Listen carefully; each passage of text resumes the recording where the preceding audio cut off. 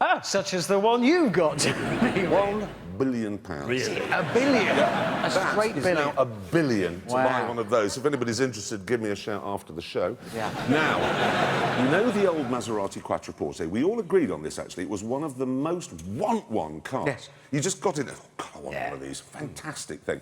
For me, though, the only problem with it was, I thought its headlights were a bit too small. You know, they were out of proportion. Well, there's a new Quattroporte been announced, OK, here it is, and I think it's got the same problem. It's got piggy little eyes. It looks like Ray Mears. What? A bit fat and lives on squirrels. Do you know the best thing about Ray Mears? You know he always wears those very tight shorts? Well, when he bends down to whittle something, you can always see a testes. That is the best thing about Ray The Mears. best thing. The occasional glimpse of chicken skin outside of his shorts. No, it's you know what I mean? It's just... I know.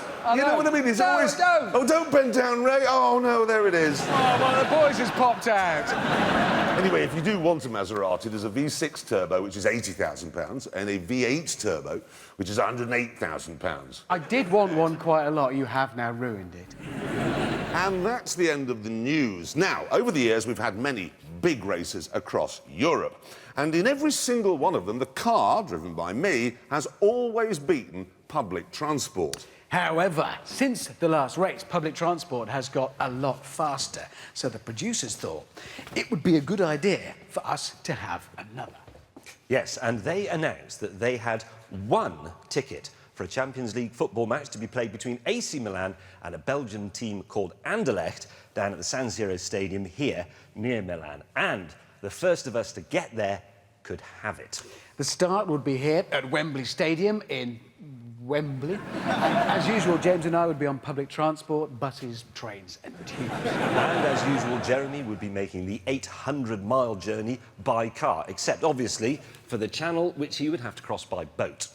There was, however, one difference, because the producers said to me that I couldn't just turn up at the start line, as I usually do, with a £350,000 supercar made out of rhodium and myrrh. No, they said the car he chose had to cost no more than £35,000. So, just to summarise, Jeremy would be slower and we would be faster. So, you can see why we were feeling just a little bit confident.